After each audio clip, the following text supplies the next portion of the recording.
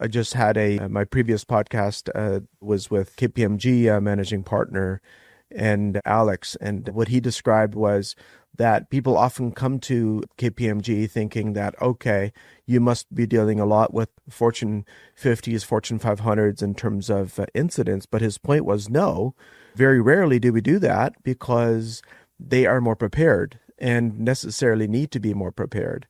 So I'm wondering if there's any particular advice you would have for growing enterprises that are not necessarily at the operational maturity that you might be at, that other large enterprises might be, that they can adopt, that doesn't break the bank. I think that there's a couple approaches there. I think one is first categorizing and mapping data in terms of your organization, understanding what data is critical to your company.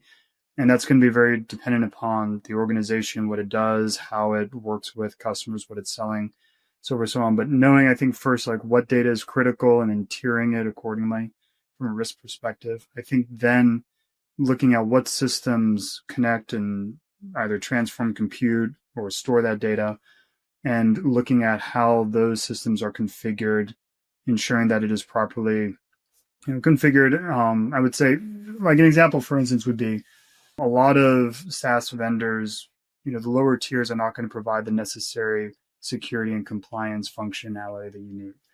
So ensuring that if you are putting, your crown jewels in a given system, that system has all the bells and whistles you need if you're relying upon it to be able to properly store, secure, as well as provide the monitoring and observability on access to it. And I think after that, you kind of expand outwards from there to a larger risk management framework where identifying what risks you may have based upon the data and the data systems, which you need to, of course, identify those data flows that you have in the company, and using that to then drive a company-wide, I would say, risk mitigation strategy from there. And I think that can, if you position it properly, that can actually open up a lot of revenue for companies in the form of achieving different compliance certifications when you look at SOC 2 and ISO and whatnot, because those are not just costs, they can also be door openers when you start looking at different markets and different industry verticals. So that would be, I would say, the main approach there. The other approach is, of course, zero trust itself is not necessarily a bank breaker, but it's something that can be incrementally built out, and that definitely, I would say, addresses most of the challenges when it comes to mitigating ransomware. Right. I'm glad I didn't have to ask you about zero trust.